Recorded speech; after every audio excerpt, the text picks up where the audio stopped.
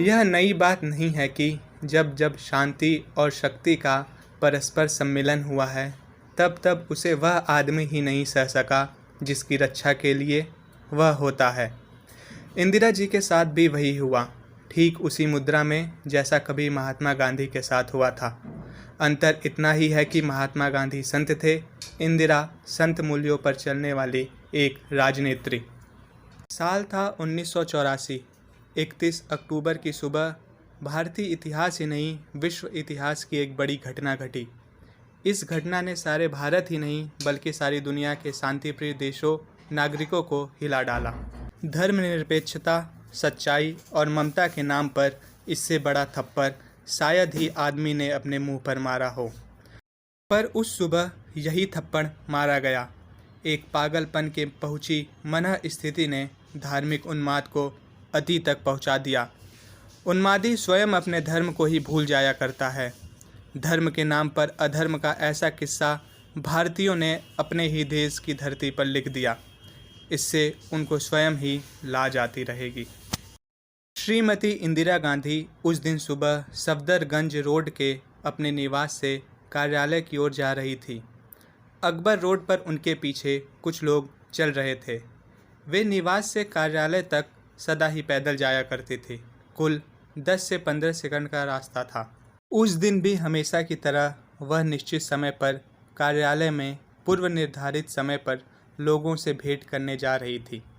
किसी विशेष व्यस्तता के कारण उस दिन श्रीमती गांधी के वे सभी कार्यक्रम रद्द हो चुके थे जो केवल दर्शन के लिए होते थे। यह सारा समय पीटर उस्तीनवो नामक एक प्रसिद्ध लेखक और फिल्मकार को मिला था। पीटर दिए गए कार्यक्रम से कुछ समय पहले ही भेंट वार्ता संबंधी सभी व्यवस्था कर चुके थे। वह अपने पूरे ग्रुप के साथ वहां पहुंचे थे। इस भेंट वार्ता का फिल्मीकरण किया जाना था। श्रीमती गांधी के पीछे पीछे चल रहे स्टाफ में 4 व्यक्ति थे, क्रमशः नारायण सिंह, रामेश्वर दास, R.K. धवन और नाथूराम। यह निजी स्टाफ यथाशक्ति श्रीमती गांधी की गति से गति मिलाए जा रहा था। इंदिरा जी को बहुत तेज चलने की आदत थी। वह जीवन, व्यवहार, कर्म किसी भी क्षेत्र में कभी हल्की धीमी रफ्तार से चलने की आदी नहीं रही थी। उस दिन भी वह तेज गति से ही चली थी। पर कौन जानता था कि आज भारतीय इतिहास के सामने अचानक एक पत्थर लुढ़क कर आ गिरेगा। एक दुस्वप्न की तरह एक ऐसा आघात पहुंचा देगा जिसे भारत सदियों तक याद रखेगा। प्रधानमंत्री निवास की सुरक्षा व्यवस्था सदा की तरह कड़ी थी। निवास और कार्यालय परस्पर जुड़े हुए थे और यह समूचा क्षेत्र इस कड़ी सुरक्षा व्यवस्था के अंतर्गत था। जैसा कि अधिकारी सूत्रों ने निरंतर दोहराया है, व्यवस्था पूर्ववत और कठोर थी, पर कोई नहीं जानता था कि इसी तथाकथित सुरक्षा व्यवस्था के पीछे क्रूर मंत्रणाएं चल रही थी। उन्हीं मंत्रणाओं का परिणाम थी वह रक्तिम सुबह। 10 से 15 सेकंड के बाद श्रीमती गांधी निवास से कार्यालय में होती, किंतु वैसा हो नहीं सका।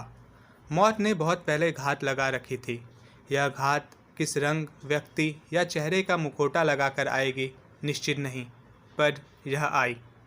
श्रीमती गांधी बीच रास्ते पर बढ़ रही थी कि एक कोमल अभिवादन शब्द आया, नमस्ते। सदा की तरह बेअंत सिंह यह नमस्ते उच्चारित करता हुआ गेट खोलने आगे बढ़ा। वह सशस्त्र था।